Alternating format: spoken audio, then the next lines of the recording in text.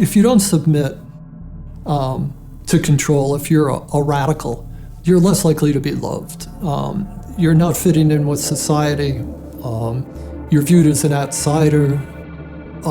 There's a lot of social prohibitions about the outsider and the person who's going to upset things. From the time we're very young, we're taught to, worship authority basically because that's our key to survival as young children. But as adults, we never go through the rites of passage that tell us how to methodically think for ourselves, and thus we're always in a state of extended adolescence. Well, we take all this stuff, whether it's the television or it's the enculturation, the schoolyards, the teachers, we take this whole system, we put it into our unconscious mind. And it is the GIGO that comes out, garbage in, garbage out.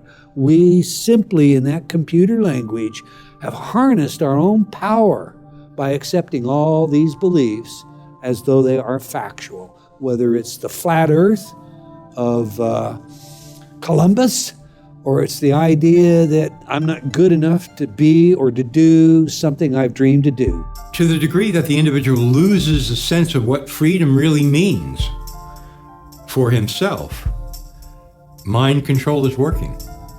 This is the constant battle and the struggle. What does my freedom mean to me? What is it? How deep does it go? How far-reaching is it? Individuals come already with their rights. They're born with their rights. They're inherent. They're hardwired. They're hardware. It's tragic. They've lost their sense of the importance of the individual, each individual. We're not animals. We're individuals. We're created in the image of God. And so what you have is everybody's born into this control structure. Everybody's born into authority. Everyone's born into this situation. But just because you have an authority making decisions for you at some point when you're very young, too young to take care of yourself, doesn't mean you should always cater to authority your whole life. Fatalism, defeatism, what Bob Morley called mental slavery. That's was a huge thing that he would sing about. How do we emancipate ourselves from mental slavery? Have we moved to that point of such slavery that we're too far gone? And just kind of letting it all flow by and being apathetic about it just gets you in a position of being controlled. There are some people that don't care. There are some people that don't know and don't want to know. It is very frightening. If you really look at it, you would be left with the understanding that you were obligated to do something about it. And, people work really hard every day and they just want to relax and enjoy their life. We have established a framework for the most part, works pretty good. People enter into this contract with society. That contract allows them to follow certain rules and expect certain returns on their investment of working within the framework of the contract. Human beings form habits. At some point in our lives, many of us realize that the lives we are living are not those which we have imagined, but rather lives reflecting others' imaginations, as if we have been unwitting actors in someone else's script. Are we acting out the artificial roles created by others who have successfully harnessed our minds through our habits? To answer that question, one must first learn how the minds of individuals can be harnessed by systems of psychological control. Are the habits reflected by human beings in direct conflict with their needs to survive and thrive in this world? The enormous implications deter many of us from asking these simple questions and finding answers relevant to our daily lives. If we don't resist all of the different information that comes our way and weigh it and use our own mind instead of what somebody else wants us to think, eventually society would become nothing more than automatons, robots. The establishment it's protected itself unless you submit to the saturation indoctrination and adopt all its values. You can't get in. Everyone needs to find out and really think about it. What is going too far? Because all of this is happening so fast, you need to be ahead of the game. They're ahead of the game. Humans subjugate themselves to control because they're born into it. And the tyrants and the social engineers know how to incrementally begin to slowly ratchet up the manipulation, the domination, the oppression, so that people never really recognize it coming. It's the old analogy of the frog in the boiling pot. You throw a frog into a boiling pot, folks in Louisiana will tell you this, a bullfrog, he'll jump out. But if you put him in a cold pot, turn it on simmer, heat it up slow, he'll boil, and he'll never see it coming. Well, I think it has a lot to do with group collectivism, and like, go back to John Dewey, you know, he hated the individual. He hated the rugged individualism of Americans. They had to get rid of that. And Carnegie very deeply involved in that. They even talk about getting rid of that, huh? And so I think that when you've been reduced to a member of the group, the collective, whether it's through sensitivity training that teachers have to go through, or whether, you know, it's in your own community, like we have a community-oriented policing system, you know, where they give you a medal if you do a good deed. Well, you know, you're part of the collective with the police. I would say in the next 50 years, if large numbers of people don't become consciously resistant to the overall mind control exerted on society, we're going to see many more people who really truly resemble androids. People induce this themselves by looking out at the world and saying, it's too dangerous for me to tell the truth or to say what I really believe or express how I really feel. It's much better if I fabricate a completely synthetic personality that's going to sit back here and remain passive. That's how it works. The idea of short-term gain, basically giving up freedoms. Giving up freedoms is never a good idea. Since the dawn of time, small groups of human beings have instilled artificial circular limitations on the minds of their subjects through the procession of history. Traditionally, the limitations are imprinted on the servile population through a cunning use of language, instruction, and media for the purposes of conquest, social cohesion, and authoritative order by harnessing the human resources of the broad population. Human history reflects countless stories, regardless of what era you happen to live in, and the common thread throughout these stories is that of the struggle between the state, whatever its form, and the individual, the goal of which is to harness and subsume the individual, willingly or unwillingly, into its group collective. The role of authority is a predatory system that sees the individual basically as a unit of energy. The first forms of mind control go back to prehistory. And you would simply have a priest class that developed technologies of herbs and medicine and had a value to the tribe. But pretty soon the priest class would start studying the sky and when there were solar and lunar eclipses and would say, hey, the sun's not going to come back on this date unless you make me king or unless you give me total control. And the people would say, okay, we saw the eclipse when you said it was coming. You know, the snake god ate the sun of the moon. What do you want? I want your firstborn child. Sacrifice him to me. Every culture does that. Every culture at one time or another demands human sacrifice because that's the state or the priest class demanding absolute, total fealty and submission to it. Mind control has existed since the dawn of time. Only the methods have changed. Elites have always known, if I can control the minds of my people, I control them. Only the technology has changed. It's still the same program. It's never stopped. Sun Tzu, within the works of The Art of War, talk about the fact that if you can understand your enemy so well to the level of where you can psych him out, basically defeat him before you put one boot on the battlefield, you've become a true master of your domain. The Greek author Plato embedded several key characteristics of ruling groups in his monumental work known as The Republic. Therein, he introduces the term cybernetics as a description of steering the ship of state, emphasizing crowd control. Plato memorialized the essence of the scenario used to control individuals to this day, to make them part of the group or state. This is famously known as the allegory of the cave, a useful strategy which is emblematic of the history of mind control.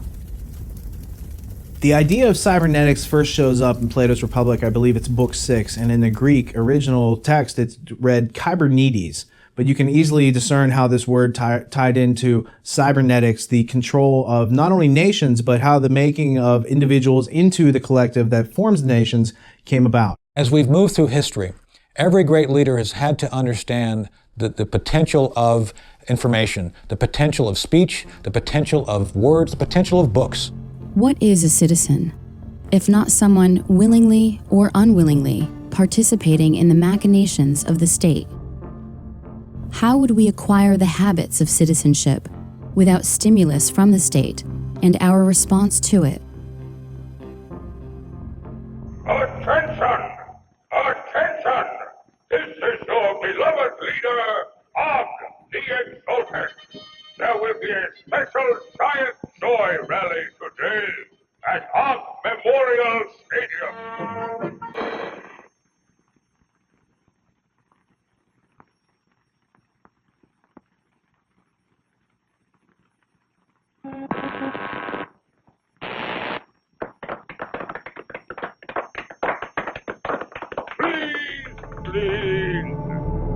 In an attempt to assist the state, a 14th century Italian named Niccolò Machiavelli crafted several books intended to help the ruling elite dominate their subjects with the most effective psychological warfare techniques available to the world at that time. And he was trying to convert the Medici family into hiring him to provide political advice. Conspiracy is the story of history. It's the story of plunderers taking care of people who produce.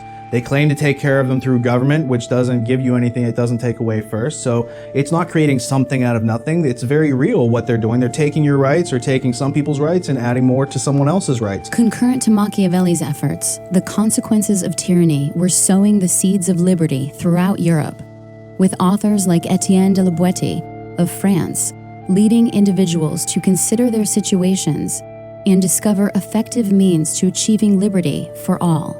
So this whole idea of Machiavelli telling the ruling elite how to do this in a more efficient and effective manner without people directly knowing about it. But his mistake is that these books get out there and other people start to read these books because it's not just the ruling elite.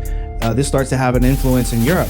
You've got a character named Etienne de la Boétie who writes a discourse on voluntary servitude. And basically what de la Boétie does is he shows you that everything that Machiavelli told the ruling elite about how to control you is undone when you understand it to the nuts and bolts level, where you can then withdraw your consent, and that only then are you free. We control you. We control your mind. We make you believe you have no creative power. We make you forget you have imagination, which is the core capability from which you can invent your own reality. The myriad components of collectivism combine to form a comprehensive system for transforming the individual into a cog within the machinery of the state. The first step is to remove self-reliance, thus creating dependence on the state or collective. The next step is to create a motivation based on fear of scarcity, as opposed to creativity and productivity. Remove the systems of autonomy, creativity, and self-teaching, which help create individuality in the first place, and the void is filled by the will of the collective. Nature abhors a vacuum, and the mind is no different. Innovative and enigmatic German philosopher of the 19th century, Georg Wilhelm Friedrich Hegel, observed that human history could be manipulated to create a contrived outcome. Hegel's essential observations of the methods by which history may be authored by a small group translate into a world in which an individual's choices may be engineered away from his needs. How to engineer the opinion of the American people so that they would fully endorse, not only endorse, but demand a war. There's another one. Another plane just hit. Right. Oh my God. Another plane has just hit. It hit another building. Flew right into the middle of it. Explosion. So it's a problem. The people then beg for it. That's reaction. And then it's solution, which is centralizing more control. Create the problem. People scream. You couldn't impose any solution you want on people. One recent practical example of the use of Hegel's method for control is that of the infamous underwear bomber. I'm Kurt Haskell. I'm a Michigan attorney, and I'm more well known as being the main eyewitness to the underwear bomber event on Christmas Day 2009. I saw two men approached the desk. One looked like a poor African man, or maybe late teenager, and one looked like a wealthier Indian-looking man who had on a tan suit. They were walking together, and I just thought they were a weird pair, and I was wondering why the two were together, and I listened to their conversation as they went up to the desk and talked to the airline worker. When they went up there, just the Indian man spoke, and he said, this man needs to get on the flight, but he doesn't have a passport. And then the airline worker said, well, he can't get on the flight without a passport. And then the Indian man kind of argued with her, saying, well, he's from Sudan, and we do this all the time. The student from Nigeria smuggled explosives onto a flight in his underwear. Prosecutors staged a demonstration of what might have happened, but something went wrong. Abdul Muttalab's trousers burst into flames. Passengers and crew grabbed him. The plane landed safely. A source has confirmed that Farouk Muttalab is the son of Alhaji Muttalab, former chairman of one of Nigeria's biggest, wealthiest and most respected banks, First Bank of Nigeria. As soon as this happens, we see Mr. Chertoff all over the news and TV everywhere promoting these body scanning machines. But there are a few things we could do to make things better. First, we could deploy the scanning machines that we currently are beginning to deploy in the U.S. that would give us the ability to see what someone has concealed underneath their clothing. To meet agendas in conflict with the needs of individuals, the ruling class creates an artificial crisis to which the public reacts by begging for the ruling class to intervene. The ruling class then enjoys the plunder made possible by removing the self-reliance from individuals. Good morning, everybody. Today's hearing is the third in a series of subcommittee hearings focused on some of the causes and consequences of the 2008 financial crisis, a man-made economic assault on our country that is still foreclosing on homes, shuttering businesses, and driving unemployment. The combined philosophies of Thomas Malthus, Charles Darwin, and Herbert Spencer led to the development of social Darwinism. Social Darwinism grafted the concept of the survival of the fittest onto the larger social framework. Claims of biological advantages or superiority could then be advanced as justification for future economic policy relating to the poor, and as the basis of Francis Galton's pseudoscience of eugenics in the 20th century. So Darwin comes along about 150 years ago and comes out with his theories on where life comes from, and then it's survival of the fittest, and that the best organisms are able to survive in a competitive environment and move forward in the evolutionary chain.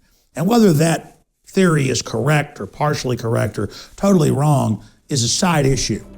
The robber barons, the British royalty, the J.P. Morgans of the world publicly adopted the idea of Darwinism and merged it with predatory eugenics. And the eugenicists, who have always been looking for scientific causes to justify their sinning, if you will, that's what they found so useful in Darwin's work, is they said, we've already had this belief system that we're better than you, but we now have science to back it up. Our entire current civilization, what we know as globalism, the New World Order, is based on eugenics scientists that developed their theories in the last 200 years, mainly in England, Germany, and the United States. The entire science of genetics, biometrics, eugenics, computers, all of it came out of the search for a system of total control over humanity.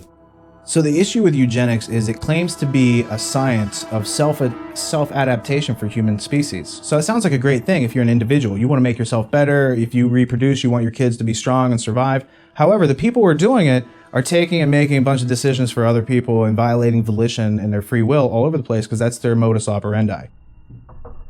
In his 1928 book, The Open Conspiracy, former British psychological warfare expert H.G. Wells wrote, "The political world of the open conspiracy must weaken, efface, incorporate, and supersede existing governments.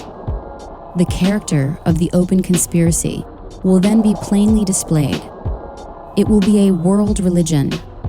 This large, loose, assimilatory mass of groups and societies will definitely and obviously attempt to swallow up the entire population of the world and become a new human community.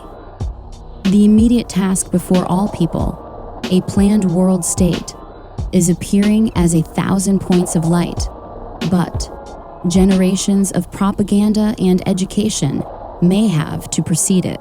The government of England put massive funding towards the study of humans, and not just medicine, but human behavior. And so all the sciences that the British Empire used on countries that it was attacking and regions it was conquering were also turned inward against their own populations.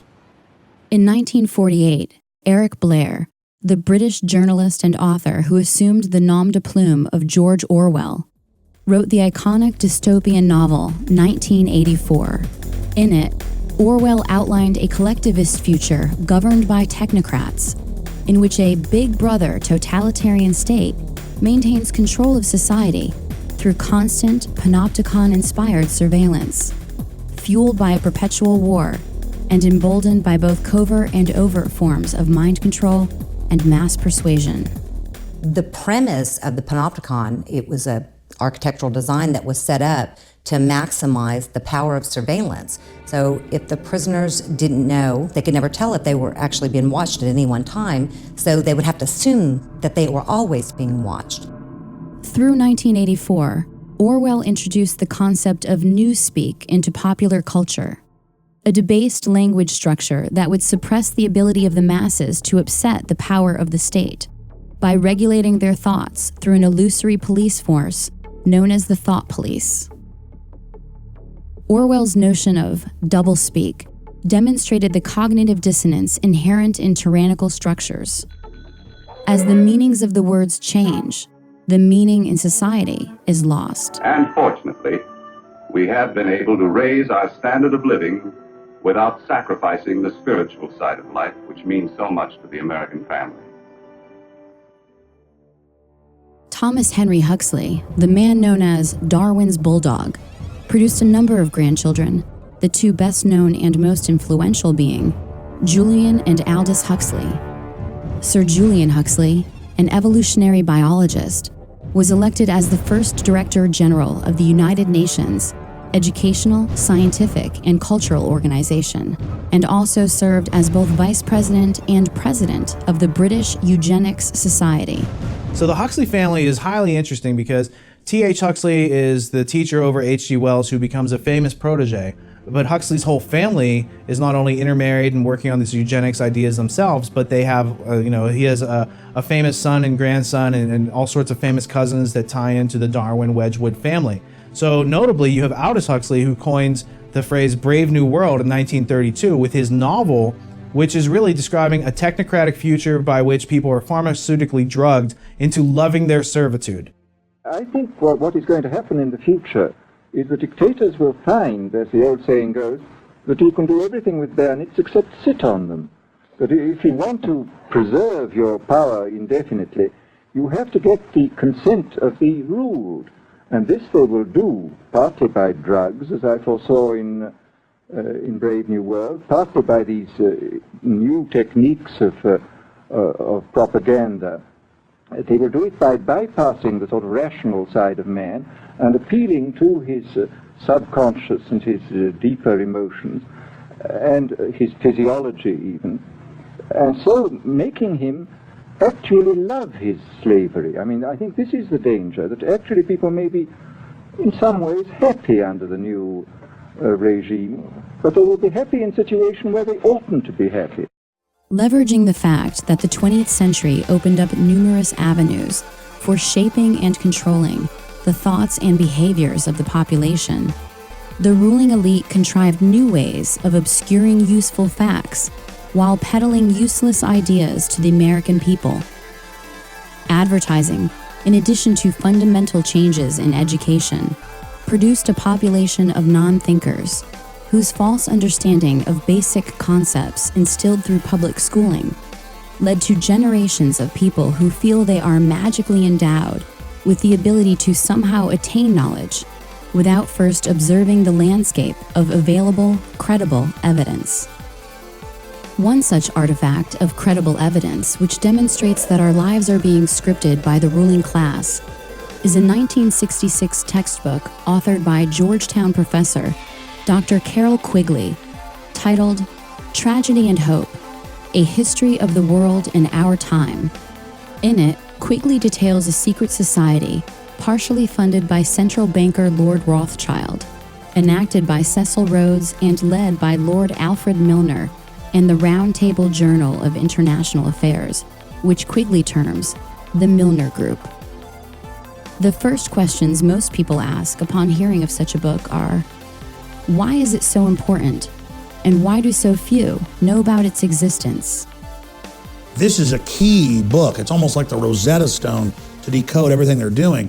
It's over 1,000 pages long with incredible, documentation in the bibliography of how this ruling elite based out of Britain is using a full spectrum dominance model to fund the communists, to fund the fascists, to fund the Democrats, to fund the Republicans, so that there looks like there's a choice, but everything really is moving towards collectivism for the general public, while the elite themselves are exempt from all their own rules. These are the ideas of people who plunder that care not about laws or boundaries or nations or your rights. They see might makes right. And so when Cecil Rhodes goes in and creates Rhodesia, and you have South Africa and the De Beers whole cartel of diamonds and gold, and then you look at who Cecil Rhodes left his will to, who funded him to go down there and do that, you keep coming back to the historical central bankers that have been manipulating world events as we've been taught them for at least since the beginning of our country. 1776, 1790 is when they start to gain a foothold. They then come over in the 1820s, 1830s, 1840s, pre-Civil War, gain a stronger foothold.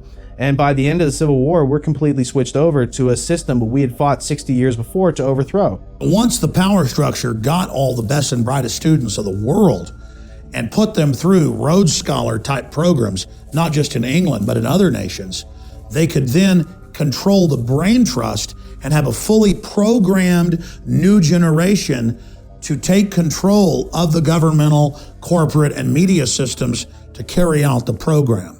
Their goal was to dominate all of those major power centers quietly behind the scenes. And by moving the leadership in a certain direction, then they knew that they could control the masses without the masses even knowing that they're being dominated and led by a very small, powerful elite group. In further pursuit of the science of controlling human resources, the last will and testament of Cecil Rhodes spawned the Pilgrim Society in both America and England, which created a global brain trust. Its goal? To assert global control by dividing its tasks into working groups, such as the Council on Foreign Relations, Bilderberg Group, and Trilateral Commission throughout the 20th century. In more recent history, the long-held beliefs of the ruling class regarding control of the individual's body by the undermining of his mental abilities were then furthered by the technological breakthroughs of the 19th and 20th centuries. In the 19th century, the Prussian government conducted research into the study of how to make individuals compliant cogs in the machine of their conflict-based empire. Prussian psychologist Wilhelm Wundt determined that the individual human being has no soul and can thus be programmed like an automaton or robot. You see, the social engineers don't need us under social Darwinism. We're scum to be removed. We are seen as nothing but biological androids or replicants from the Philip K. Dick book, Do Androids Dream of Electric Sheep, turned into Blade Runner. We're just seen as dumbed down biological workers. When individual identity has been forsaken, it is much easier to compartmentalize the minds of those being controlled. Various personages throughout history have described the human being as a machine, but it was the synergy amongst the work of Wilhelm Wundt, Ivan Pavlov, and many others, which scientifically quantified the individual as soulless, thus justifying manipulation to plunder individuals of their rights, transforming individuals into human resources. Our system is copied from a 1819 Prussian system that's a three-tiered education system. One tier is for the intellectual elite. The second tier is for the servers of the intellectual elite. They would be the professionals, the doctors, the lawyers. And the last tier is for the lay. It's for the masses. Education, as we know it, is nothing more than mind control. It is the science of control. And the British scientists, the eugenicists, came up with systems to dumb people down and make them submissive. But the German model, in fact, namely the Prussian model, that was designed to create soldiers that were owned by the state, but that were so brainwashed they were proud to go off and march into musket fire. That system, known as kindergarten, is the whole basis of modern Western education. How do you measure the achievement of a nation? If you want to know how we're really doing, take a look at our schools. For on what we're doing here and in schools throughout the world rests not only our future fate, but perhaps the very fate of civilization itself. Building upon this dehumanization of individuals to the animal state of stimulus response, Russian researcher Ivan Pavlov and American researcher John B. Watson conducted experiments based on classical conditioning, a simple manipulation of reflexes under observable conditions. These methods were then improved and perfected by Harvard psychologist B.F. Skinner. B.F. Skinner was also one of these famous American behaviorists, and he championed something called operant conditioning. Again, just a fancy jargon term for some basic common sense. And operant conditioning was really all about negative reinforcements like timeouts, positive reinforcements like food pellets and money, and punishments, which are like punishment shocks. This operant conditioning doesn't work so good on anti-authoritarians, people who challenge and resist authority. And later on, research has shown that operant conditioning works best on people who are dependent, infantilized, in other words, made like children. When you ask yourself, as a teacher, as I have at the college level, what have I got that my students want?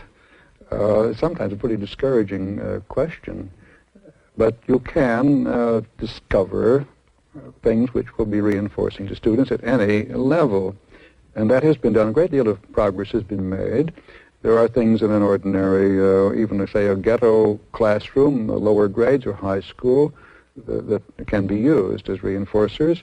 You can have special foods at lunchtime, access to play space, privileges to associate with other kids of your choice. More and more of these things have been brought into play as the kinds of contrived reinforcers that can be used temporarily to get the kinds of behavior which will then eventually have their own natural consequences, which will be reinforcing. One of the notable things that separates human beings from other inhabitants of this planet that we call animals is our ability to form questions. And that allows us to remove ourselves from certain types of control. Now, animals are subject to many of the same sort of stimuli that can train and condition them to give you, you can make a pigeon, according to Skinner, that appears to know how to read and respond to lexicons. So it gives the appearance that the pigeon can read or that the fleas are trained, but really all you're doing is, reinforcing a random schedule of conditioning, taking natural characteristics and harnessing them. So what you see in the 20th century, not only with the eugenics crowd and all these other things that we've talked about, what you see is they go after the root cause of humanity. The root cause of humanity is that we've learned to, speak amongst ourselves, and we've learned to observe reality, remove contradictions, and get to that which exists. When somebody obscures that feedback loop between you observing and testing it out and verifying it, when someone obscures that, they can take total control of your awareness. These methods of classical conditioning had advocates in other fields equally or more influential. Soon, the field of compulsory education would teem with the ideas first spelled by these social engineers. These children are being taught to accept uncritically whatever they're told. Questions are not encouraged. How can you ask such a question? Have you got a textbook? Yes, ma'am. Does it say here that our law courts are always just? Yes, ma'am. Then how dare you question the fact? Sit down. And so we aren't surprised when but it must be true. I saw it in this book right here.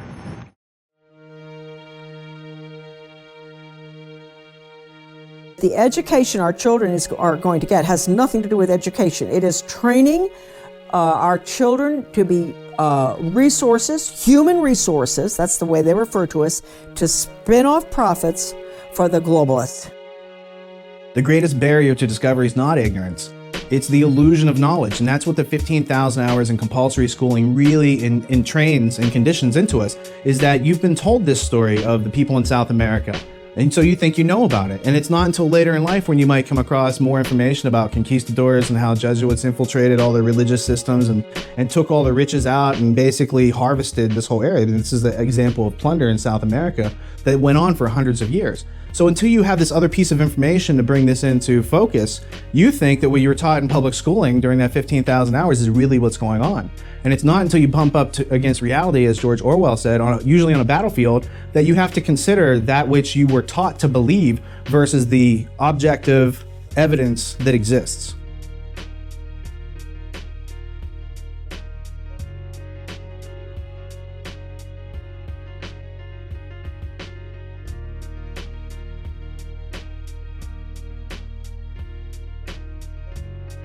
John Taylor Gatto was an award-winning educator in New York who took kids that couldn't even read or write, were headed for prison, and made them top-level students. And then he discovered that he was shut down by the big tax-free foundations so that he couldn't teach the children this information. He discovered that it was by design that they were dumbing people down to make them subservient biological androids or replicants. That's what we're seen as. But now we're obsolete. We're to be phased down the new robotic systems, the drone aircraft, the drone submarines, the drone ships, the drone robots on the ground. We're all being conditioned, all being acclimated for this. In The Underground History of American Education, John Taylor Gatto details how, beginning in the early 19th century, American travelers abroad were writing on the methodology of Prussian schools and composing travelers' reports, which were very influential on educational techniques in the United States. However, in 1831, it was French philosopher and Minister of Education Victor Cousin who published his Report on the State of Public Instruction in Prussia, which not only led to the consolidation of French schools under the Prussian model, but also directly influenced reformers like Horace Mann in the United States to follow suit. Mann traveled to Prussia and, without even seeing one classroom in session, sought to adopt the Prussian model of education with his annual reports given to the Massachusetts State Board of Education. Mann's promotion of the concept that the state is the father of children was reinforced and expanded by educational reformers throughout the 19th and 20th century. When we speak about enculturated processes, when we talk about the imprinting, of course, I mentioned educators. One of the things that surprises a lot of people, and it shouldn't because it's publicly known, is that our education system is not about educating as much as it is about socializing. Like the duckling in the chicken yard. If you take that duckling and raise it with the chickens, it's going to be imprinted, it's going to behave like the chickens. And in that very real sense, we perpetuate this. The danger is we don't just perpetuate it, we don't just enculturate it, but it's the only sane way we see to raise our children.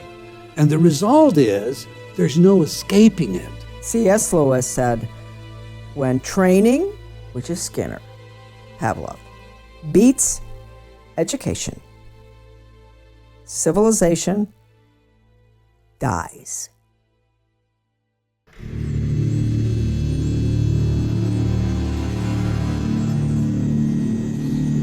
Although education has proven to be highly effective in controlling human behavior, more intensive research would need to be conducted away from the prying eyes of the public.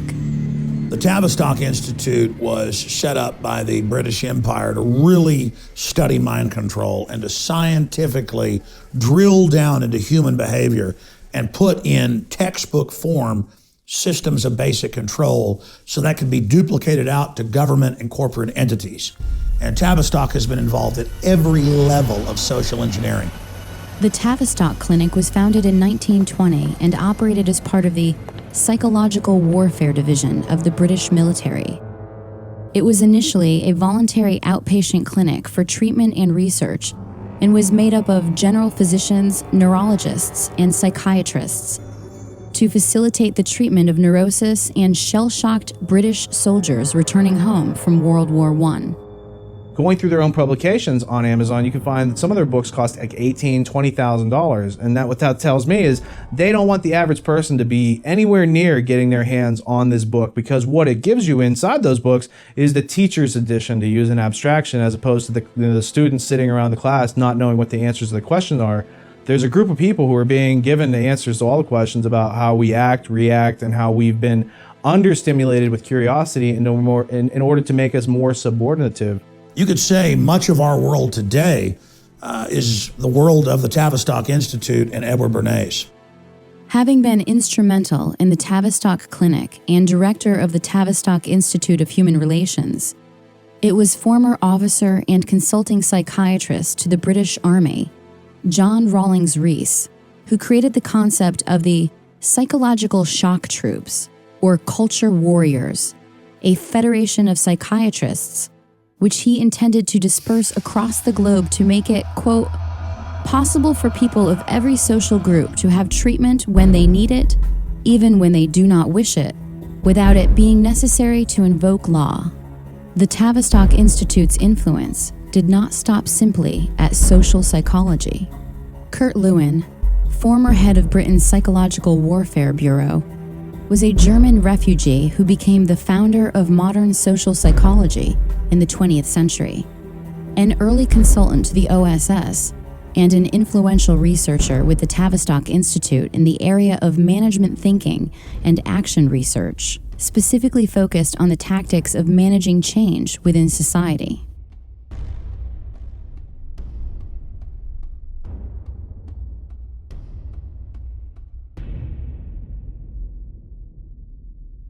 No organization of the size and scope of Tavistock can operate for long without ample funding. From whom is that funding derived? Certainly no small part comes from the seemingly benign, tax-exempt foundations of the global elite. I was researching the Rees Committee back in like 1952, 1953, where they went in and investigated major foundations and some of their subversive activities. These foundations put an enormous amount of energy into controlling what is being taught at the schools and how it's being taught, and preparing, using schools basically to indoctrinate children to accept their station in life, to accept a collectivist future. According to Dr. Lily Kay, whose expertise was demonstrated in her 1993 book, The Molecular Vision of Life, the Rockefeller Foundation, Caltech, and the New Molecular Biology, the world in which we are living has been molded, shaped, and continues to be directed by an elite establishment of eugenicists, a ruling class fueled by violating the will of others to attain their goals. Nowadays, almost every adult agrees on one basic goal for all students. Schools ought to turn out good citizens. Yes, good citizens. That's right. Absolutely. This country always needs good citizens. The real goal was to change America from an individualist system into a collectivist system, and in which case it could be merged with the rest of the world, and there would be this great new world order that we hear so much about in recent years. The purpose of creating tax-exempt foundations was not just to collect more money, but to invisibly assert influence over the power centers which control the programming of individuals, specifically to breed the self-reliance out of individuals and prepare them for the collectivist lifestyle planned by the ruling class. Their goal, to undermine personal liberty on biological, social, and economic levels. They came together and decided what they were going to do with this money was to gain control of education in America, not for a philanthropic purpose, but to change the thinking of the American people over a generation or two. The globalist social engineers hungered and desired and coveted the power that the liberty in the U.S. had created. They wanted to take it over, and the tax-free foundations wanted to use it as an engine of global domination, and they've done that. And the Reese committees were the only time when Congress stood up constitutionally and demanded all the big foundations come and testify and open their private books. And the Rockefeller, the Carnegie, the Ford Foundation, they all came and said, look, we're here under presidential directive from more than 50 years ago. We've been told to collectivize the United States, to merge it with the Soviet Union. We've been told to make America more compatible with authoritarian regimes, and we're just doing what we were chartered to do. Until the creation of language, brute force held the key to fear, and thus to the control of individuals through violence and physical aggression. With the innovation of language, the minds of individuals could be harnessed with ideas and beliefs, making less significant the physical dominance of previous generations.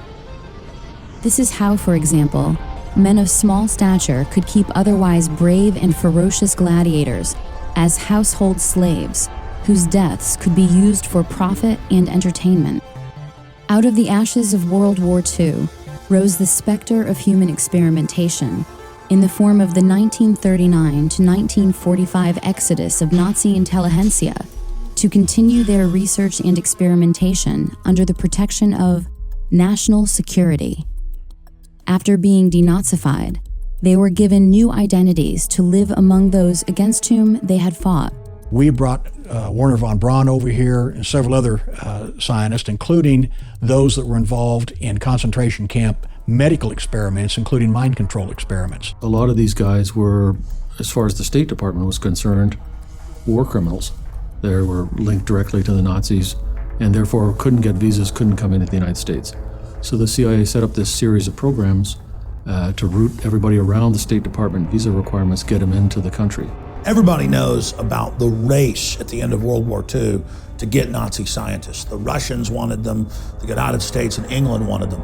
And the United States and England got most of them because the Nazis didn't want to go to the Soviet Union, another authoritarian system. They wanted to go to a, quote, freer system. And like an infection, they came to England, Canada, and the United States. And it wasn't just over NASA and rocketry with Wernher von Braun and Goddard and others. It was tens of thousands in mind control and torture and military science and surveillance. And the CIA got modeled to a great extent off of the Gestapo. And so we see really the evil of the Nazis being transplanted back to the United States and England, where the eugenics philosophy that they had embraced had originally sprung. The Office of Strategic Services, the precursor of the CIA, under the direction of William Wild Bill Donovan and Allen Dulles, recruited Nazi scientists and aided their importation into America. Among them were rocket scientist Wernher von Braun and the aeronautical physician Hubertus Strughold. The problem that the United States was facing was there was all these German scientists who were kind of in the wind, loose, wasn't clear where they were going to end up. And the French, the British, the Russians, and the Americans were all trying to recruit them. The Germans had developed lots of different advanced weapons. And they'd also done a lot of experimentation on human beings in the concentration camps. So they had a lot of medical data that we didn't have. They had, of course, the rocket scientists and the airplane scientists and all of the rest of it. And Paperclip was our version of going into Europe and finding these guys and bringing them to the United States to work. What we're missing in the documentation, we have physicians, aerospace medicine people, film people, ball bearings, projectile experts, all kinds of scientists. We're missing from the story the psychiatrists. But there must have been psychiatrists brought over, in parallel to Strughold under Paperclip. German financing came from America, came from Wall Street, and came from American corporations. Even the political support that Hitler got in Germany was to some extent traceable to American influences.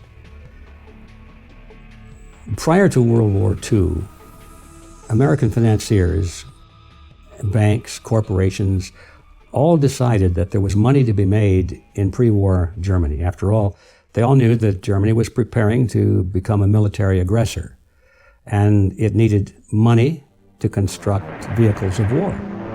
They were spending a lot of money designing and building tanks and airplanes and military carriers and things like that, submarines, ships, and there was money to be made.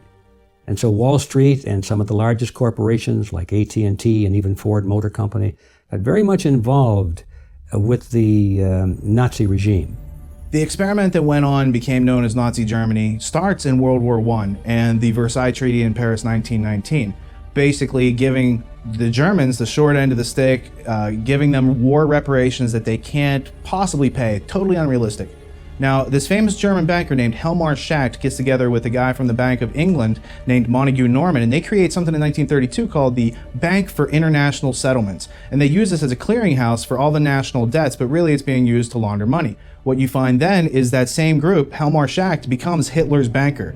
So Hitler is totally financed by these people who are making their lives out of pulling the wool over other people's eyes. And at the same time, they want to have the National Socialist experiment to test out the Prussian education system that they are using and about to roll out all over the world.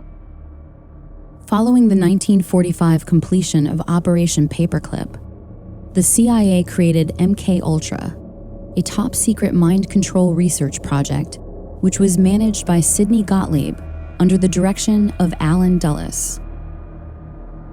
The program began in the early 1950s, was officially sanctioned in 1953, and officially terminated in 1973. The program engaged in many illegal, unethical, and immoral activities. In particular, it used unwitting US and Canadian citizens as its test subjects, which led to controversy regarding its legitimacy. MK-Ultra involved the pioneering of many methodologies to manipulate individuals' mental states and alter brain functions, including the surreptitious administration of psychoactive drugs and other chemicals, hypnosis, sensory deprivation, isolation, verbal and sexual abuse, and other various forms of torture. When I interviewed John Marks about Search for the Manchurian Candidate, he said a very interesting thing to me. He had been given 10 boxes of CIA information on a Freedom of Information Act request, not his first. He had been trying to get this kind of information on the mind control program of the CIA in the 50s, 1950s, for a long time. And finally, as a kind of a sop, maybe even a joke, they gave him 10 boxes of materials that had nothing to do with the projects except the accounting data, the financial data, thinking that Marks wouldn't be able to do anything with it and CIA would be perceived to have fulfilled the FOIA request. But Marks was too smart for them. He saw into the financial data and realized what he had his hands on, that this was not only MK-Ultra mind control program of the CIA, but it was divided up into many, many, many sub-projects.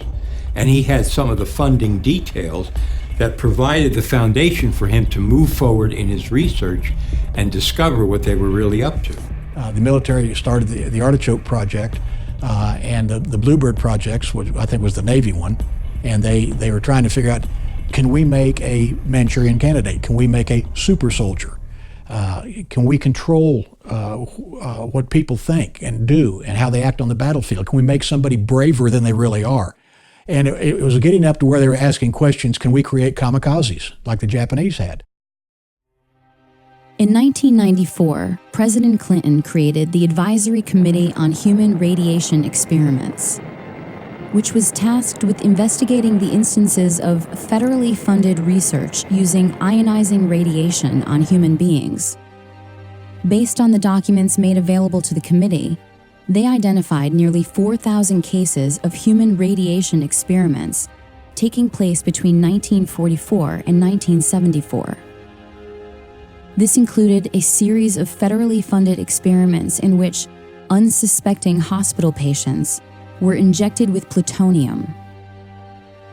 Many details of MKUltra experimentation were disclosed during a public hearing before the advisory committee. I'm going to start. My name is Valerie Wolf.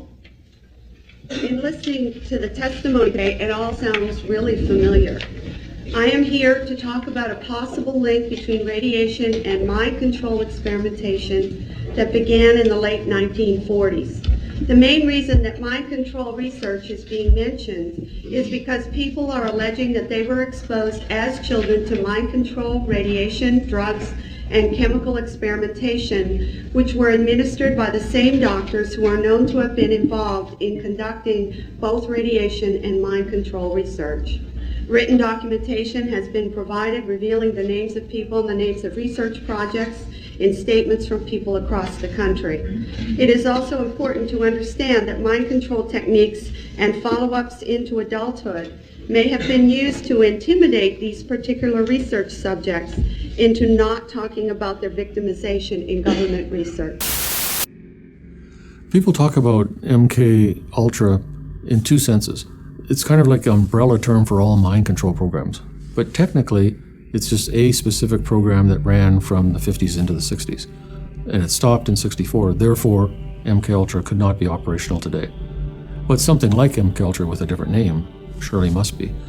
And I don't think there's any doubt in my mind at all that clearly mind control methods are used at Guantanamo Bay. I mean, there's all the hallmarks of mind control. There's hooding, there's forced sitting positions, there's sensory deprivation, sleep deprivation, all kinds of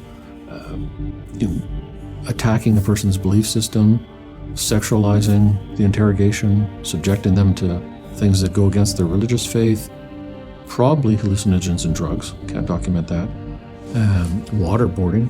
So all the components of a mind control program are in place there.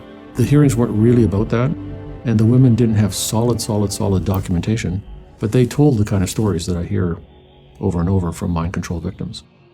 So Claudia Mullen and Christine Nicola get up on the stand in Washington and they say, yes, radiation, but it was only one part of mind control experiments that we were subjected to by the U.S. government starting out when we were children.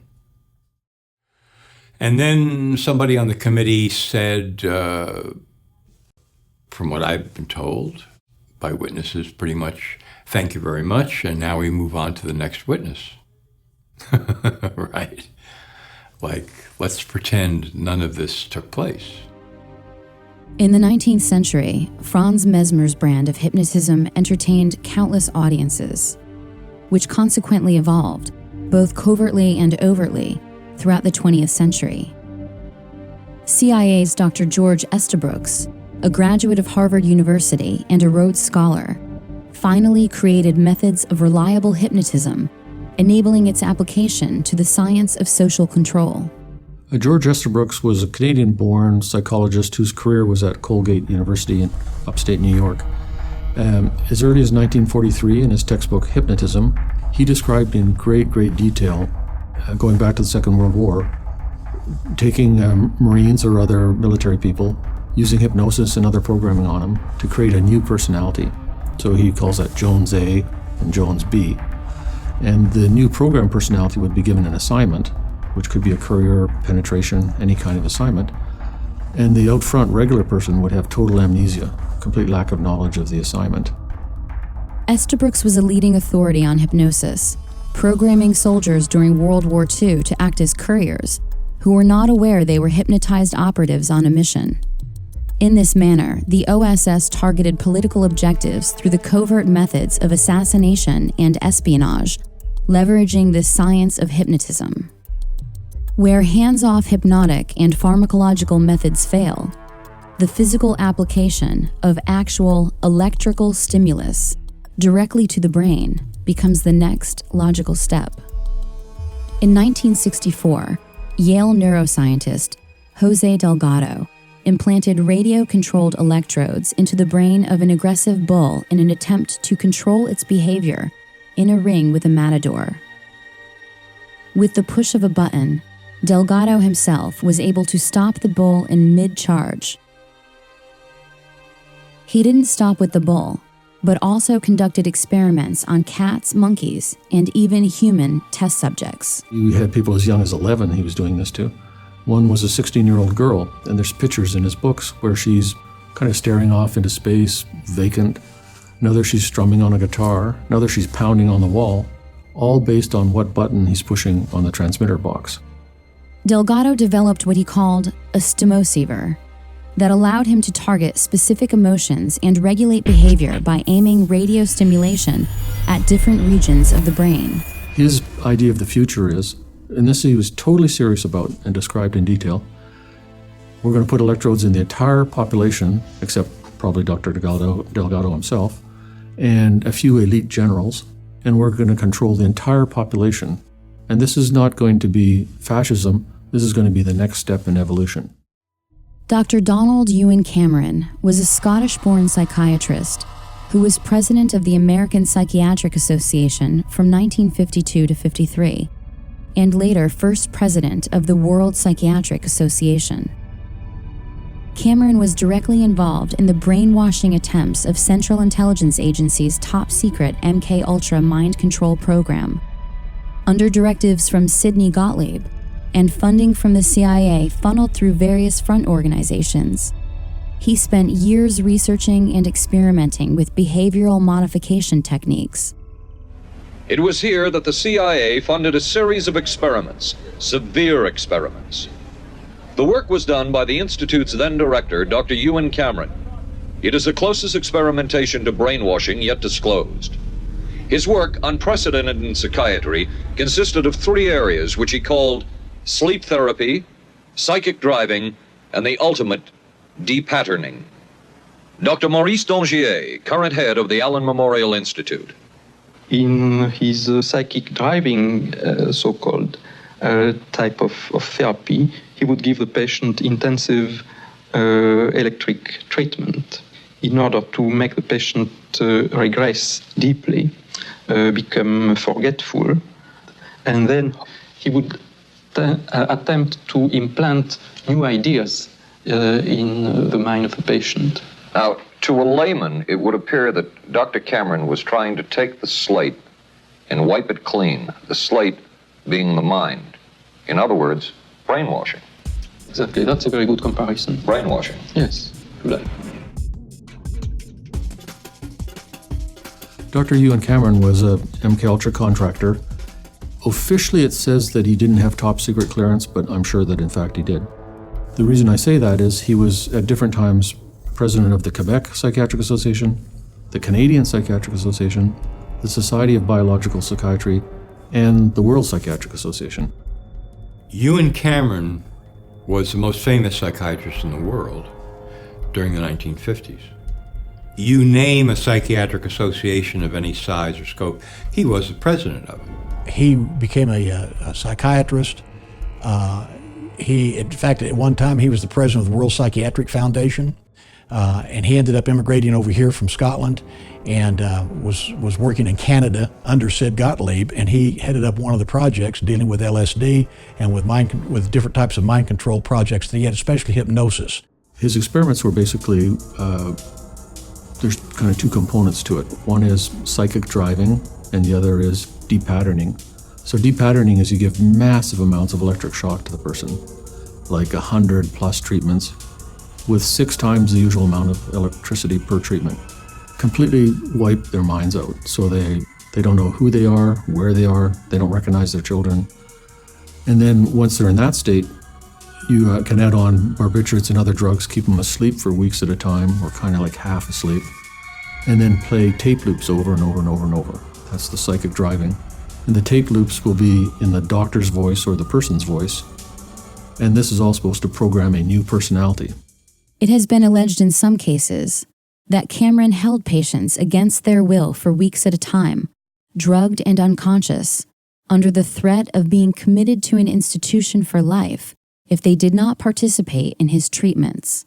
He began a program of torture, and I don't use the word lightly, on patients who had no idea this is why they were coming to him. They were people who came to him for therapy, for help, and he experimented on them as a torturer would. to create new personalities. Cameron operated, with Rockefeller funding, at the Allen Memorial Institute in Montreal, Quebec, where he contended that it was first necessary to de-pattern the minds of his patients in order for them to have a shot at recovery. He also participated in the Nuremberg trials of 1945, interviewing many of the top Nazi defendants. After World War II and the creation of the CIA, the need for a truth drug and drugs that could perform, that the CIA could use for other purposes, increased. They turned to the Bureau of Narcotics and Harry Anslinger.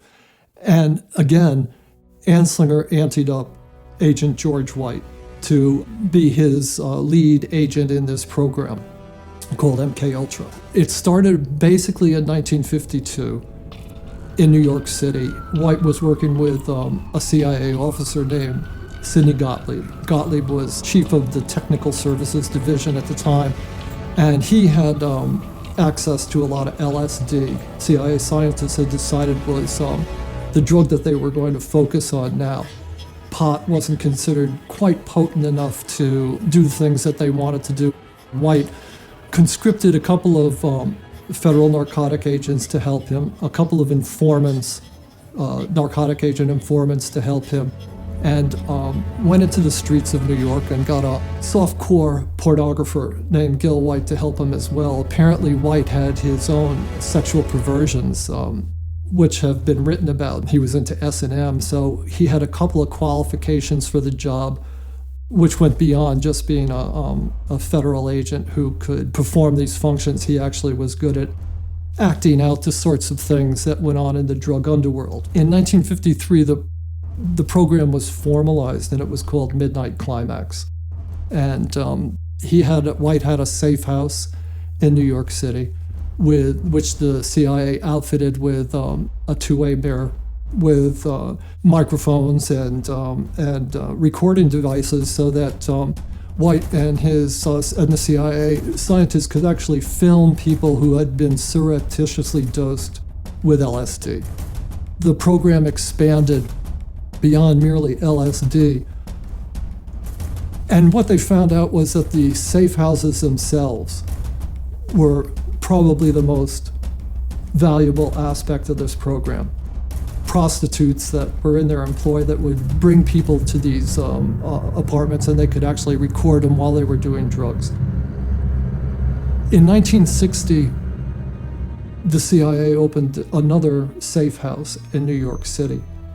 And I talked to the people who were running this safe house.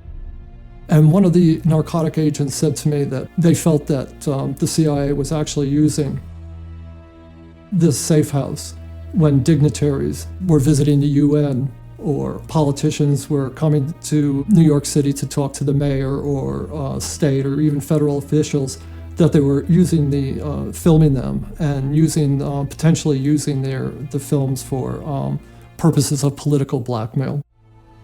Another CIA-funded Harvard graduate was Dr. Martin T. Orne, whose expertise in hypnotism, psychiatry, and psychology was a valuable asset to national security.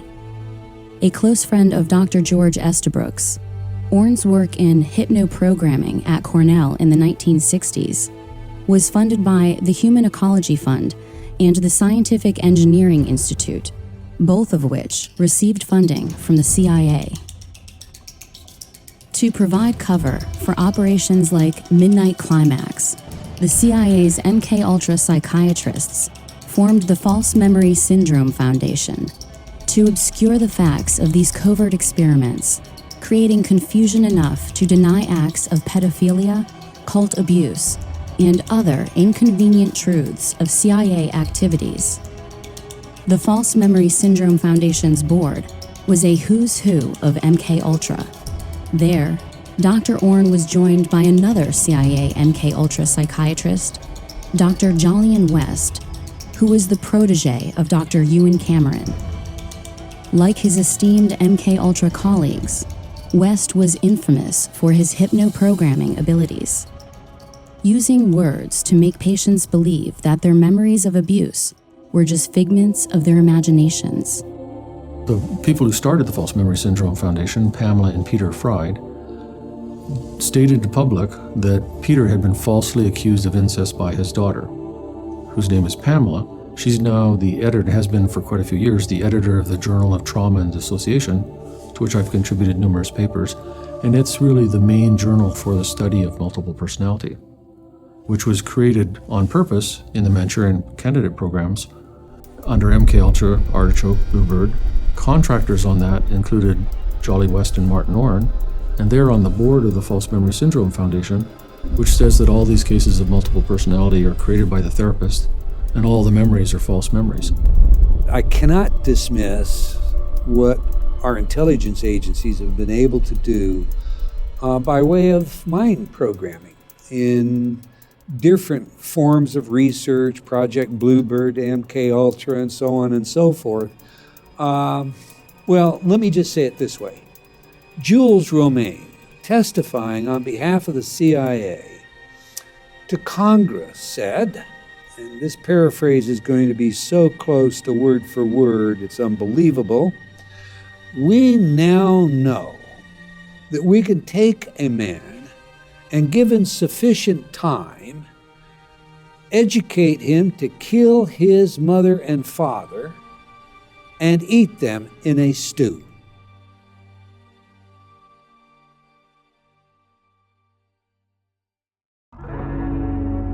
How will power gravitate into the hands of those who control information? Through the internet, through wireless networks, through smart grids, smart devices, and smart meters, to monitor and control the personal behavior of every citizen in the grid. How has the role of harnessing the minds of human resources shaped the 20th and now the 21st centuries? This single pattern emerges from all the seeming chaos. The role of science, as juxtaposed to the mind, has not been used to help individuals. Rather, at every turn, at every discovery's emergence, knowledge is being used to restrain individuals. Learned helplessness is just one example. And so in the 1970s, they discovered through these experiments with dogs that if you put a dog, or two groups of dogs in a situation, one group of dog, they had control over when they were being shocked, they could use their nose and hit a panel and stop the shock. And another group of dogs, they had the equal amount of shocks, but they no matter what they did, they couldn't control the stoppage of shocks. They discovered this phenomenon called learned helplessness, and that the dogs that who had no control over stopping their shocks, they would become passive and depressed, and that when you put them in another task where all the dogs actually had control over stopping their shock by kind of jumping over this short barrier, the dogs that had learned helplessness, in other words, the dogs in the previous experiment who had learned that there was nothing that they can do to stop their pain, they did not bother trying. National elections is not equal to democracy. Democracy means you really have some power over things that affect your life. Okay, but when Americans think that their democracy equals national elections, and they go and they have senseless wars and corporate control with a Republican in office like George W., and they think, well, we're going to stop these senseless wars and corporate control, and we're going to go and vote for Obama, this Democrat, and they get, what do they get? Senseless wars and corporate control. And so there's a kind of learned helplessness that sinks in there. How are the attitudes, beliefs, behaviors, and values of a society transformed such that the needs of the individual are always in conflict with the demands of the group? The early 20th century trend of conspicuous consumption, or the trading of that which is valuable and sensible for that which is superficial and frivolous, swept over America and other countries around the world with the help of a few minds who were focused on changing our lives before we were even born. Edward Bernays, the nephew of Sigmund Freud, is well known as the father of modern propaganda and public relations, and for his application of psychological techniques to the field of advertising. People have a herd instinct. They tend to move in groups. They make conclusions based on emotion and feelings and desires. Edward Bernays, the nephew of Sigmund Freud, the archetypal psychologist, psychiatrist, openly bragged that there was a ruling elite that had taken control of society and that could basically program people like machines to walk off the edge of a cliff if ordered to do so. He was the guy that said, don't call yourself the Department of War, call yourself the Department of Defense. And he wrote book after book, like the book Propaganda in 1922, bragging about how we were all dumb animals and how the public mind was in his hand. They couldn't sell pork bellies. They were seen as junk meat, only used as flavoring in soups. They came out and said, no breakfast is complete without eggs and bacon, and showed a woman, in the newsreel sitting there cooking it. And he said, look, I can make these people do anything I want. And so he is really the archetypal father of brainwashing and propaganda right as the age of television began. And they took his sciences and just wrecked this country. Some of his most famous clients included Procter & Gamble, General Motors, General Electric, the United Fruit Company, Westinghouse Electric, Time Magazine, NBC, and CBS. He looked at what Uncle Freud had plumbed out, how the unconscious worked, and devised in his own mind the idea that you could cause people to do what you wanted them to do because they chose to do it. Indeed, in his work, Propaganda, he makes it clear that it is the duty of the intellectual elite to orchestrate the beliefs and behaviors of the public in order to have a cohesive society. They got together and said, well, people are too darn dumb. We have to program them mentally to do what they're supposed to do. Political science is largely based today on Bernays' work.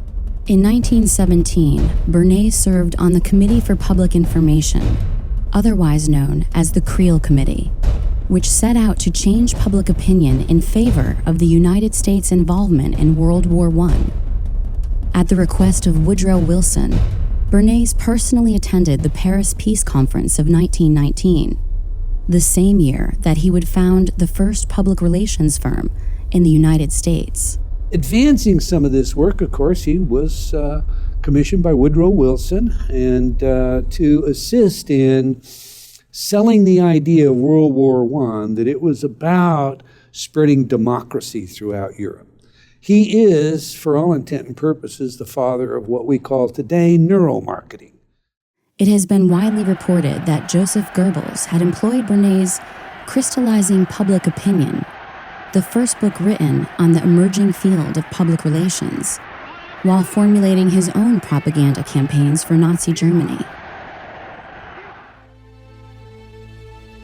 Moving beyond Bernays, other luminaries in the manufacturing of public consent included Walter Lippmann and Ivy Lee, both of whom complemented these tactics by expanding the breadth and depth of mass media entrainment of individual minds. And then I read 1928, book by Walter Lippmann, talking about public relation and public opinion, and basically saying the same thing, that the public is not inherently irrational, but they can use PR and propaganda and media to play upon people's existing irrationality instead of introducing them to the concepts and definitions of that which exists. So instead of creating world peace by putting everyone on the same page, by giving us a method to discern fact from fiction, they use that gap in our perception to play tricks on us. So that's all I've ever seen during human history, is human beings playing tricks on other human beings. As for Ivy Lee, he was not only popular with some of America's most prestigious corporations and foundations, he also found time in his busy schedule to personally counsel John D. Rockefeller, to represent Standard Oil, and was one of the earliest members of the Council on Foreign Relations. Moreover, in the 1930s, Ivy Lee was a consultant to Adolf Hitler, tasked with developing strategies to improve Germany's image in the United States and abroad.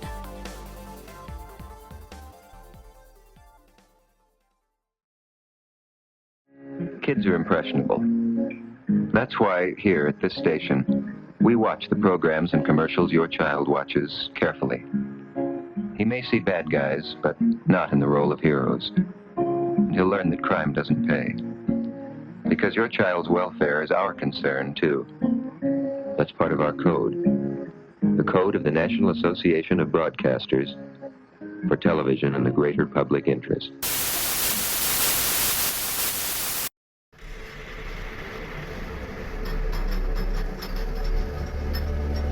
Waco was an odd situation regarding both the law enforcement aspects of it, regarding ATF going in and doing the raid on the Branch Davidian compound, as well as the fact that Special Operations Command was called to help. This is one of those situations where everything that could go wrong pretty much went wrong from day one. The Clinton administration and Janet Reno started looking for options. One of the options that they decided to engage on was bringing Special Operations Command in to advise them on quote-unquote psychological operations. When the Special Operations Command elements arrived, they began giving advice to the law enforcement individuals on how to go about implementing specific themes. Within the psychological operations community, they typically look at themes of how to modify, adapt, or somehow reshape the thinking of a target group, of an audience. These specific techniques, which were brought to bear on the Branch Davidians, were developed for military operations overseas, primarily against a foreign target. So another question has to be asked: what is the wisdom of using psychological operations techniques developed for a foreign audience against a U.S. target? Again, a very controversial issue. How does one defend themselves against strategic information, propaganda? It's a very simple answer. Ask questions. Always check your source. I, as a public figure, am often having to speak publicly about issues and information. I look at everything. I've been criticized by my friends. Oh my God, you look at Fox News, you look at CNN. Absolutely, because the false information being provided to the mainstream outlets means something. So why are they saying things a certain way? How are the habits of individuals changed and then reinforced to create new behaviors preferable to the collective? In the 21st century, the method has evolved little from millennia ago. Only the technology has changed. Today's television provides those who leverage public airwaves with an opportunity to control individuals far beyond the simple linguistic programming of radio. The major point of television is the commercial. The programming is designed to kind of keep people hanging in there long enough to watch a commercial, and that they're in a more passive, zombified state to buy into the goofy, silly commercial. That is the point of it. You are willingly subjecting yourself and your family to psychological warfare assault, not just with the semantics, not just with the messages, but the very flicker rate of the television, on record, patented to put you into a dreamlike sleep state where you're highly suggestible. You think you're looking at a constant picture. You're really not. Modern televisions, you're looking at LEDs, and they're going on and off. Because they're going on and off, there's a brain entrainment process that takes place. To make it real simple, it comes down to this. Research shows us that the average person, when placed in front of a television set in less than 3 minutes, will go into alpha. Hypnosis is, for all intent and purposes, objectified by brainwave activity. If I'm looking at your brainwaves, an EEG, in normal consciousness, you're operating at what we think of as beta. So you're going to be 15 to 30 cycles per second. 30 is on the stress side, but that's typically where you're going to fall. In alpha, you're going to be 7 to 14 cycles per second, 8 to 14 cycles, depending on the scale. Now, alpha consciousness, for all intent and purposes, is a state of hyper-suggestibility. And it keeps people sedated. You know, they use them in televisions are used in prisons. They're cheaper than hiring more guards. Of course, people are going to be then told that it's okay not to just have one television, but to have 3, 4 televisions in a house, and to be not watching it just on a normal television set, but on their phone and on their laptop. And you want to normalize this kind of crazy thing of people spending 5, 6, 7 hours a day watching television. Television has been the ultimate tool of mind control. And for more than 60 years, children are set in front of it as a babysitter, while they are bombarded with images of violence and decadence and corruption. And what it does is it just acclimates the child that when they see a real person dying on the street, they don't go over and aid them. We see this happening because, oh, that's entertainment.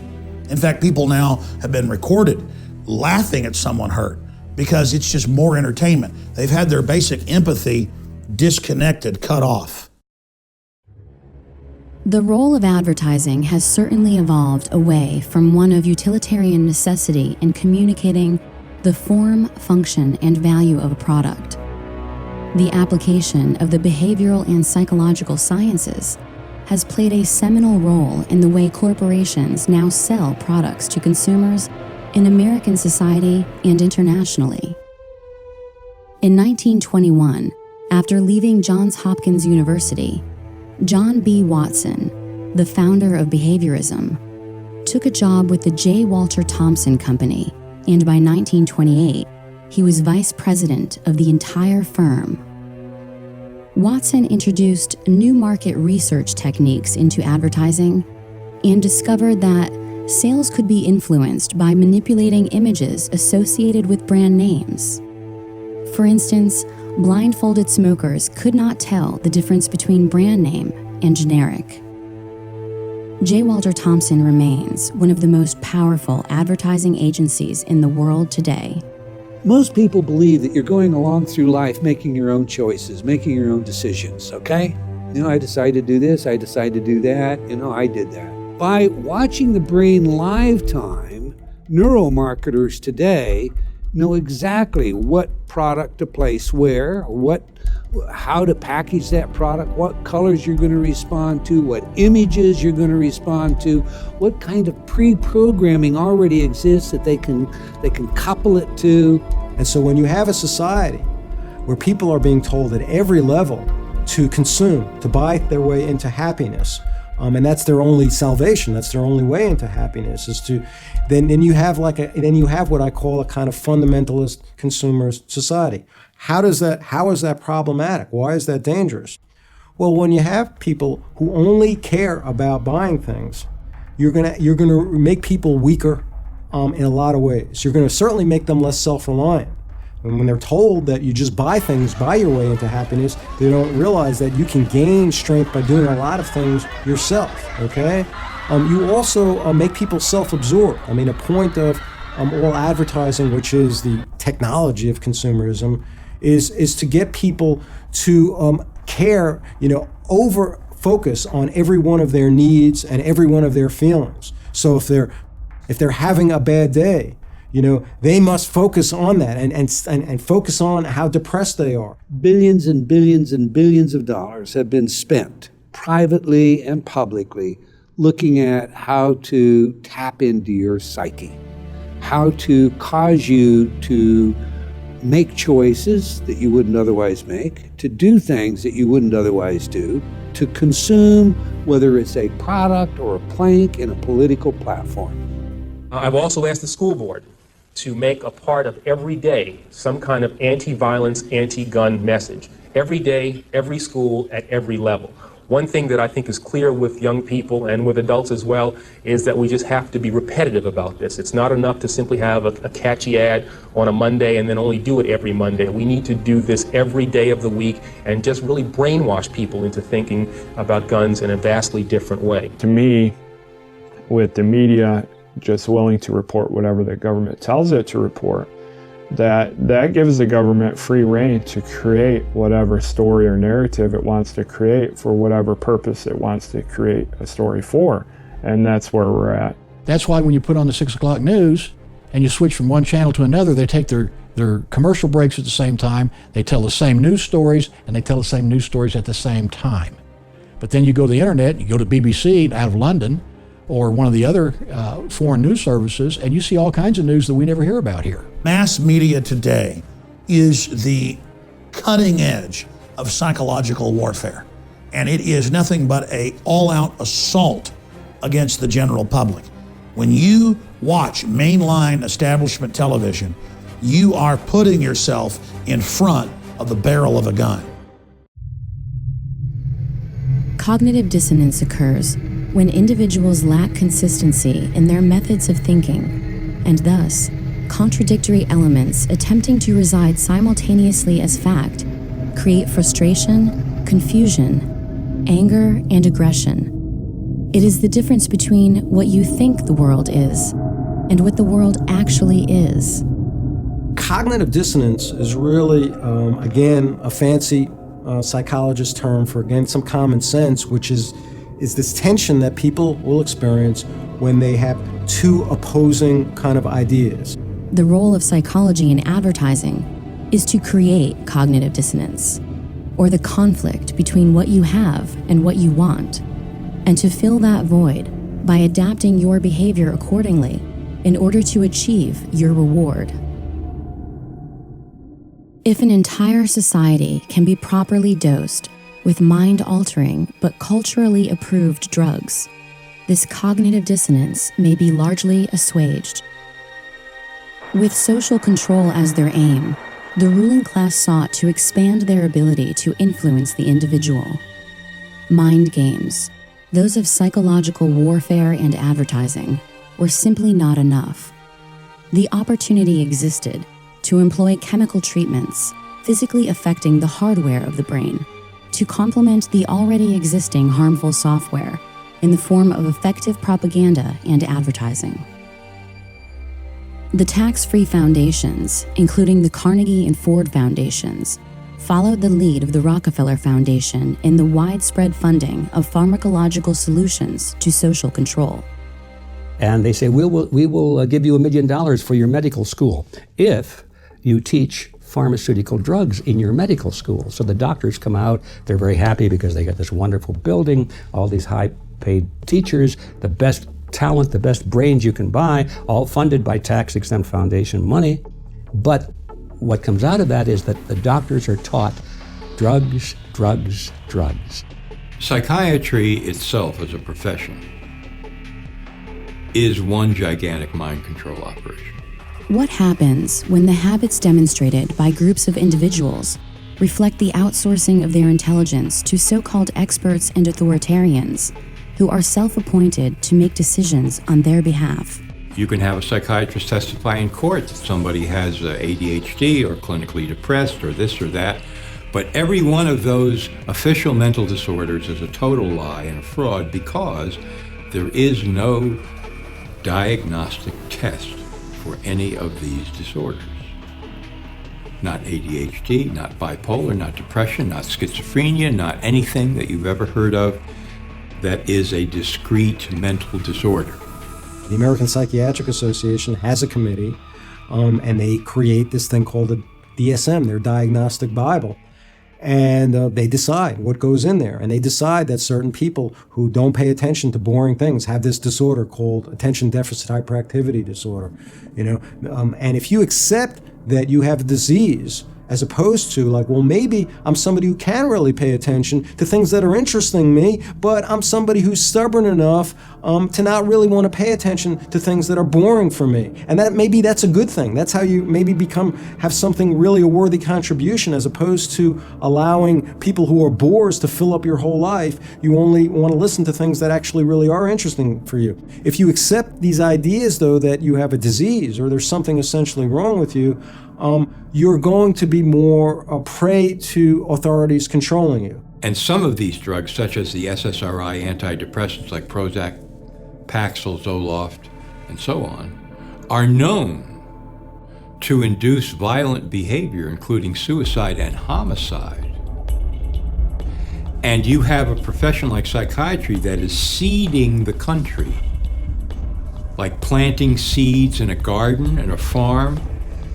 With these diagnoses and these drugs, this is Operation Chaos. Part of the problem of psychiatry, when it comes to diagnosis is that they really seem to have no political awareness of their pathologizing of anti-authoritarianism, of stubbornness, of rebellion.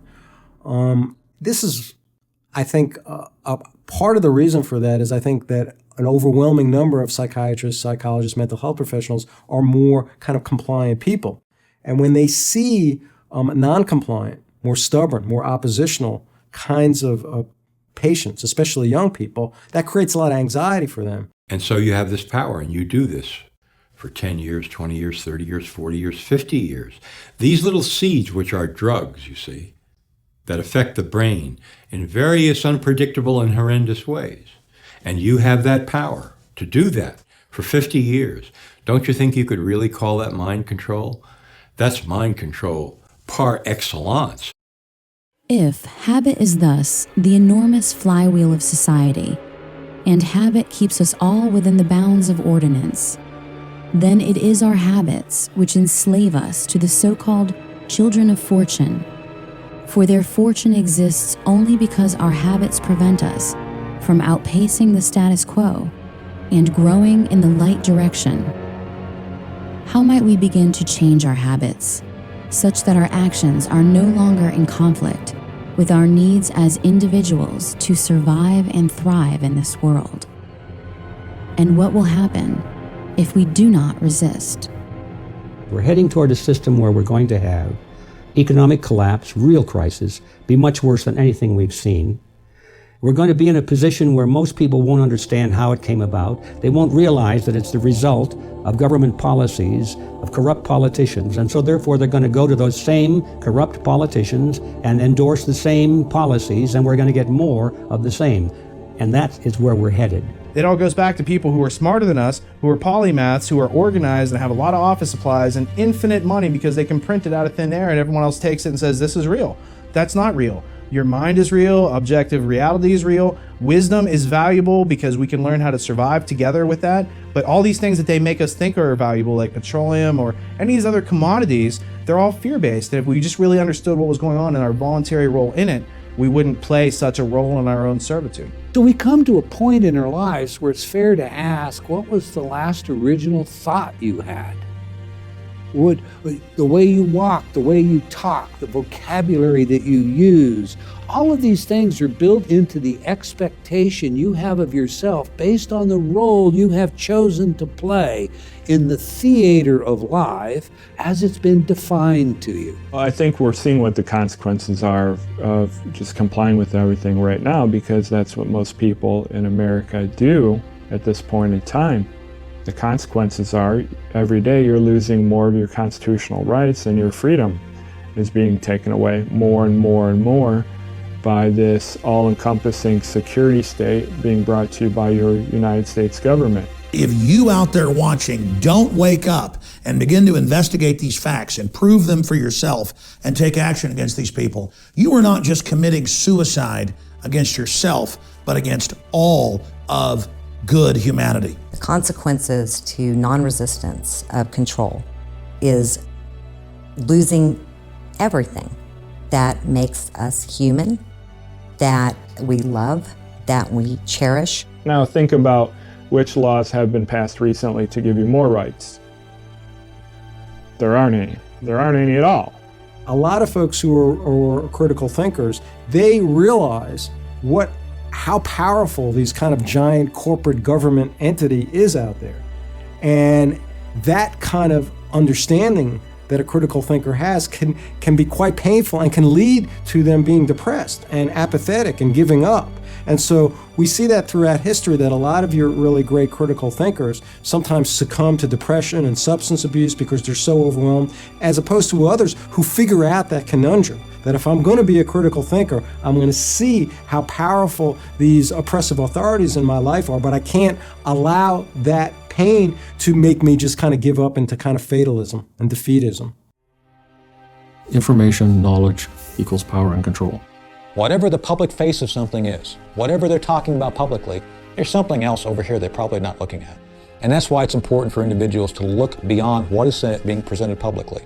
It's input, processing, and output. And what we're trying to do is keep a clean signal, that's knowledge of that which exists, and to filter out the noise. And we do that by dismissing the arbitrary things that aren't substantial and identifying fallacies, because the way that people can effectively lie is through words, and it's through our own belief in these words that makes it take control of our lives. So in understanding these essential aspects of how they control us, we can learn individually to become free and to communicate amongst each other how to do that more efficiently. Don't buy the propaganda. Don't believe what's in the mainstream media. It sometimes is true, but often not. There's only one thing that we can do to change the course that we're now on, and that is to recapture the system. All of the positions of power in America today, and to a large extent around the world, are in the hands of collectivists, people who believe in the very system we have. They like it. First thing we have to do is we have to take the schools back, and then we have to educate the kids that, hey, this happened in the past. These are the things that happened. You have to have a conscience, and you have to take a stand.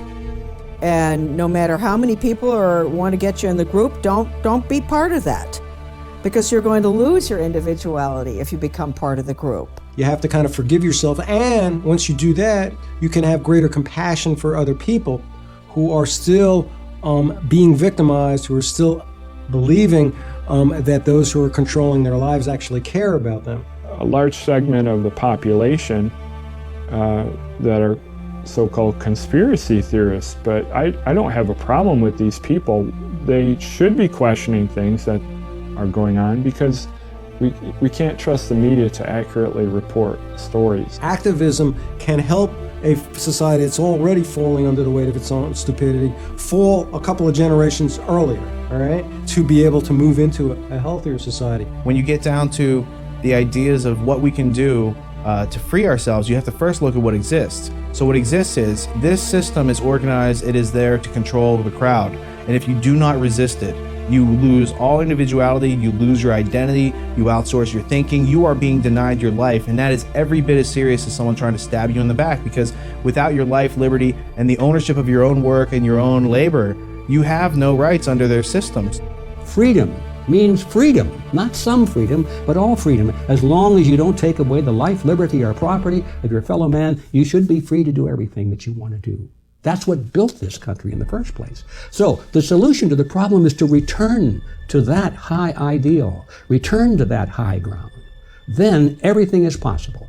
You don't have to like the system you're in, and frankly, you have every right to speak out against it. Freedom of the individual is where you start. And then the individual can say, what am I going to do with my own freedom? How am I going to use my imagination and my creative power to invent realities of my own and make them fact in the world, as opposed to sitting back here passively and letting elites manufacture reality for me. Humanity is worth resisting this, and if you don't stand up against these diabolical globalists, you are turning our species and our entire history and our entire future over to these people. You're betraying our ancestors who fought against incredible odds so that we might have some basic freedoms. And you're betraying yourself, your children, your family, and all future human generations. We can't turn our species over to total darkness.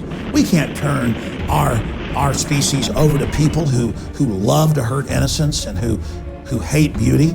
We must resist the New World Order. We must free our minds and awaken the human spirit.